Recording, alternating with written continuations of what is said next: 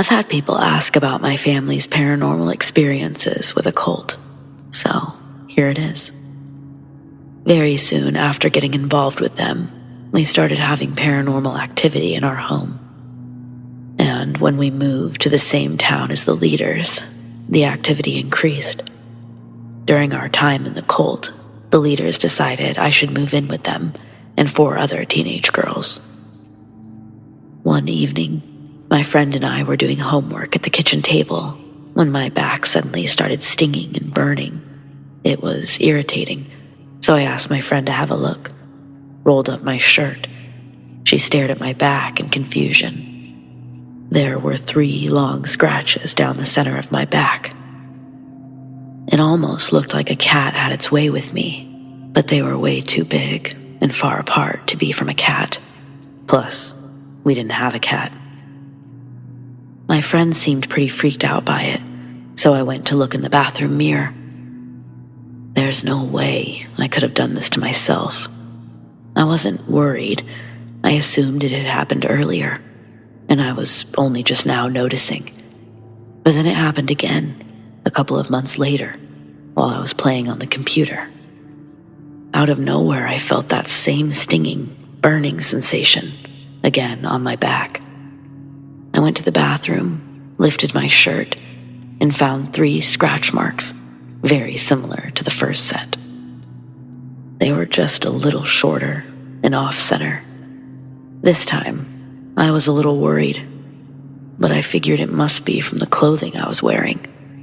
Eventually, I pushed it from my mind until years later, when I heard about it happening to many others. And it happened to me again, just before I moved out of the cult house. It was late morning. My sister and I were chatting in her room, which was in the basement. Next to her room is the utility room and the staircase. Her door was closed, and we were about to go upstairs when we suddenly heard a growl. It was coming from the utility room. It wasn't like a cat or a dog. It was the deep, low sound of something like a lion or a bear. It's so hard to describe. When I first heard it, I was confused and frightened. My mind was racing, wondering how a wild animal could be in the house. Then, I thought someone must have an aggressive dog outside, even though it sounded nothing like a dog. I was just trying to make sense of it. Some sort of primal instinct kicked in.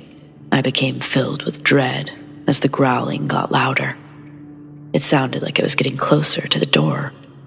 Panicked, I looked at my sister, and I see she's completely frozen. Her face was filled with fear and confusion, and I was seriously considering an escape out the window. She said to sit still and be quiet, but I couldn't. The growls were getting louder and closer. I couldn't sit there doing nothing, so I started screaming for my mom. The growling stopped immediately. I screamed for a solid minute before stopping to listen, and it was totally silent. My heart was pounding, but I told my sister we had to run for it. She tried to stop me, but I opened the door and didn't see anything. We raced upstairs and told our mother everything. There was an incident when I spent the night in my sister's room. We had just gotten into bed, and as soon as the room was totally silent, there was a loud whisper from the end of the bed. It said my name as clear as day, and nothing else. I couldn't tell if it sounded male or female. I grabbed my sister, totally freaked out, and she had heard it too. I clung to her, terrified, trying to process what we had heard. She said not to give it any attention, but I was too frightened to stay there. I got a glass of water to calm down and slept on the couch that night.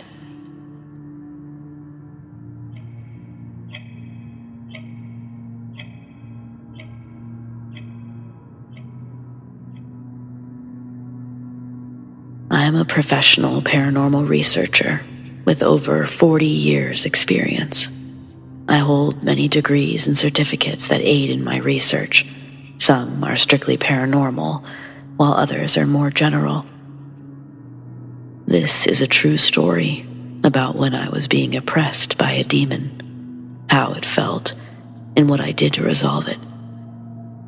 I am a non-denominational Christian, paranormal believer, pastoral counselor, and minister. These are my beliefs, and only included to provide a basis for the ideas that I express here.